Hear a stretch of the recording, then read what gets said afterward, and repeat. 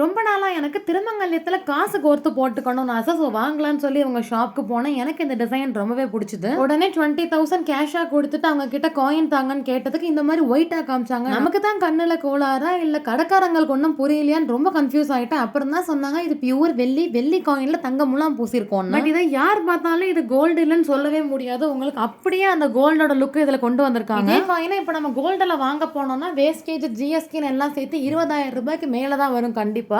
இதுவே gold plated சில்வர்ல நம்ம Kavin silver ஜுவல்ஸ்ல just 1800க்கு கொடுத்துட்டு இருக்காங்க. அந்த காயின் நீங்க உங்க திருமங்கல்யத்துல கோர்த்து ரெகுலர் யூஸ் தாராளமா வியர் பண்ணலாம், சீக்கிரம் கருக்காது. இது சில்வர் அப்படிங்கறதுனால நமக்கு ரீவேல்யூ அமௌண்ட் எப்ப கொடுத்தாலும் அப்படியே கிடைக்கும்.